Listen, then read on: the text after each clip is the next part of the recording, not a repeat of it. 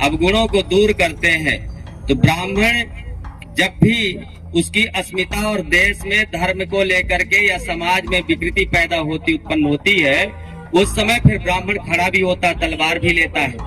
राज्य भी किया है ब्राह्मण ने, ऐसा नहीं है कि राज्य नहीं किया। जिस जगह पर जब राजा बेन जब धर्म में कुठाराघात किया, धर्म पे रोक लगाया, तो फिर ब्राह्मणों को ही उसमें आगे आना पड़ा। और फिर लेकिन ब्राह्मण ने मार्गदर्शन किया है, पथ प्रदर्शन किया है और सभी समाज को, सभी वर्ण को लेकर के चला है। आज हमें मुसलमान से इतना खतरा नहीं है। मुसलमान हमको कहीं हिंसा और नुकसान नहीं पहुंचा रहा। जब मुसलमानों ने पहुंचाया होगा तो हिंदू समाज में जो भी लोग दिग्गज लोग रहे, सूरमा रहे, उन्होंने विरोध किया। लेकिन आज हमारे समाज का ही जो चौथा वर्ग है, आज वो राम को नहीं मान रहा, कृष्ण को नहीं मान रहा, भगवान को नहीं मान रहा, उसका अलग ही देवता है। कोई पीपर देवता तो कहीं आमा देवता तो कहीं महुआ देवता को पूज रहे हैं, और वो हम लोगों को नहीं मान रहे और न मानेंगे। उनमें कट्टरता आ गई है, हमको मारेंगे। क्यों? क्योंकि ब्राह्मण अल्पसंख्यक हो गया है, ब्राह्मण अपने कर्म से वंचित हो गया। जैसे कहा 80% ब्राह्मण में, हमको तो लगता है 1% भी यहाँ पे उपस्थित नहीं है। मतलब उसमें निष्क्रियता आ चुकी है। ब्राह्मण का ब्रह्मत्व नष्ट हो चुका है, वो अपने आप को समझ नहीं रहा, पहचान नहीं रहा। दूसरा, जो हमारे दो जो कांग्रेस की सरकार में स्कीम चलाई गई थी, उसमें सबसे ज्यादा अल्पसंख्यक ब्राह्मण हुआ, क्योंकि उसके पास ब्राह्मण वृत्ति, भिक्षाटन वृत्ति थी। उससे अपना परिवार पालन कैसे करता, तो उसने एक संतान पैदा करना चालू किया। और समाज में भी यही प्रेरणा दी कि सब कोई एक संतान। अब एक लड़का तो आप उसको फौज में भेजोगे, पंडित बनाओगे, क्या बनाओगे? उसको घर से बाहर नहीं निकलने दे रहे लोग, माँ बाप काम नहीं करने दे रहे कि रोड में कहीं स्कूल नहीं जाने दे रहे कि एक्सीडेंट में मर न जाए, कुल न डूब जाए। ये भी क्षमता हमारे सामने खड़ी हुई है। ऐसी चुनौतियां हैं हमारे अंदर।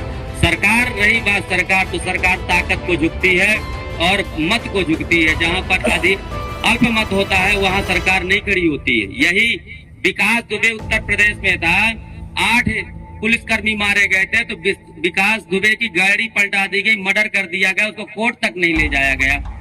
सरकार में इतना पावर है। हिंदू को वोट संगठित करने के लिए जो है उत्तर प्रदेश में योगी जी की सरकार ने अतीक अहमद जैसे, अंसारी जैसे लोगों का विनाश कर दिया। यहाँ मध्य प्रदेश में भी कई बार मुसलमान कोई काम कर दे तो उसको बुलडोजर चला दोगे, उसको सब खत्म कर दोगे। लेकिन जब हमारा एक वर्ग हमारे एक दूसरे वर्ग को नुकसान पहुंचा रहा है तो आपके मुंह में दही जमा जाए। सबसे बड़ा दुर्भाग्य, और ऐसे शब्दों का प्रयोग नहीं करना चाहिए क्योंकि मेरी बेस और मेरी प्रतिष्ठा के अनुरूप नहीं है।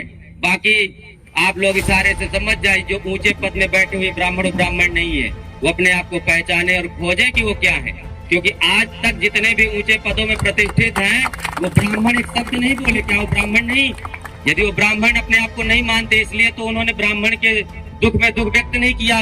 किसी का कोई दुख व्यक्त कर देगा या उसके दुख में खड़ा हो जाएगा तो उसकी पूर्ति नहीं होती है। उसके घर से तो चिराग चला गया, उसका घर तो बुझ गया है।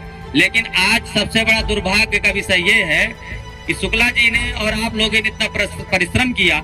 जो भी 4-6 लोग, आजादी पूरा देश नहीं लड़ा था, युद्ध 2-4 ही लोग खड़े हुए थे और 10-20 की संख्या बराबर बनी रही, उन्होंने देश को आजाद कर। सूरमा सब कोई नहीं होता है, ये बात सत्य है। तो इन ब्राह्मणों में भी सूरमा सब नहीं। जो आप लोग हैं, आप सूरमा हैं। एक आदमी 1000 के बराबर है। आप अपना मनोबल गिराइए नहीं कि आप लोग कम संख्या में, आप जितने हैं परिपूर्ण हैं, इतने से ही आग लगती। चिंगारी से आग जंगल राख कर देती है, तो आग कम नहीं है। तो जो ऊंचे पदों में बैठे हैं, केवल मात्र ब्राह्मण को टारगेट किया गया। क्यों किया गया? क्योंकि ब्राह्मण के प्रति इतनी नफरत फैला दी गई है सोशल मीडिया के माध्यम से, मूवियों के माध्यम से, कि ब्राह्मण ने सदैव नुकसान किया समाज का, ब्राह्मण ने शोषण किया है। एक प्रमाण कोई बता दे, ब्राह्मण ने वो काम किया है जो अन्य वर्ग नहीं किया। राम जी जब कृष्ण गुरुकुल में पढ़ते थे तो निषाद कौन था? ब्राह्मण नहीं था, जंगल का रहने वाला था। उसको साथ में जो तो ब्राह्मण पत्नी पुत्रवत उसको भोजन कराती थी, और जो ब्राह्मण ऋषि थे वो उनको पढ़ाते थे, संपूर्ण शिक्षा प्रदान करते थे। तो यदि ब्राह्मण भेद किया होता तो आज सर्व समाज इस प्रकार से इस पोजीशन में नहीं पहुंचे होते। और ब्राह्मण ने अपना बलिदान दिया है, तभी अन्य समाज इतनी हावी है और वो धर्म को नहीं मान करके दूसरे धर्मों को स्वीकार कर रही है। तो या तो कहीं ना कहीं सरकार भी ये चाहती है कि ब्राह्मण पलायनवादी हो जाए या दूसरे धर्मों को स्वीकार कर ले। मजबूरी आएगी तो ब्राह्मण को ये भी करना पड़ेगा, लेकिन ब्राह्मण बहुमत में जागे और सरकार को अपनी ताकत दिखाए। ताकत कैसे दिखाए? उग्र आंदोलन करे। शांतिपूर्ण आंदोलन की जरूरत नहीं है। क्यों? क्योंकि शांतिपूर्ण आंदोलन में पता नहीं कितने घर अभी उजड़ जाएंगे।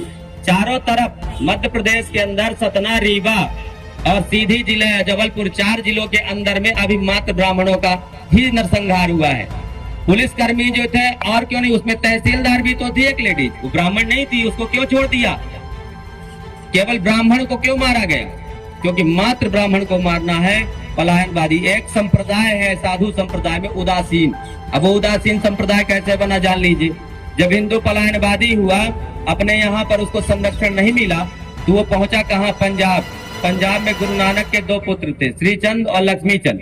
लक्ष्मीचंद कट्टर सिखवादी थे, वो अपने में हिंदुओं को प्रवेश नहीं करते थे। लक्ष्मीचंद दयालु थे थोड़ा, तो इन हिंदुओं को संरक्षण दिया, लेकिन पहचान कैसे बने, इसलिए उसका नाम हो गया उदासीन। ये समझ में आए कि ये उदासीन, ये हमारे पंथ का नहीं है। और 10% हिंदू मूर्ति पूजा का स्वीकार करके और उदासीन पंथ को चलाया, और आज सभी लोग सिखों के यहाँ जाते हैं, गुरुद्वारे में जाते हैं। तो उतनी बड़ी उदारता उसने दिखाई दूसरे धर्म का होकर के। मुसलमान चिल्ला रहा है कि ब्राह्मण यदि आवाहन करे तो हम ब्राह्मण का साथ देने के लिए तैयार है, लेकिन ब्राह्मण नहीं तैयार हो रहा है, ब्राह्मण नहीं खड़ा हो पा रहा है। क्यों? या तो शुद्ध ब्राह्मण नहीं है। दूसरे, हमारे ब्राह्मण समाज में बहुत सी विकृतियां हैं। मैं किसी जाति पक्ष का पक्ष नहीं ले रहा हूँ, अधर्म का। जो ब्राह्मण को जिस प्रकार से क्या गलती थी, उसकी शासन प्रशासन जब था तो फिर क्या ऐसी गलती थी? भाई थोड़े से झगड़े में प्रशासन में लोग आवेदन दे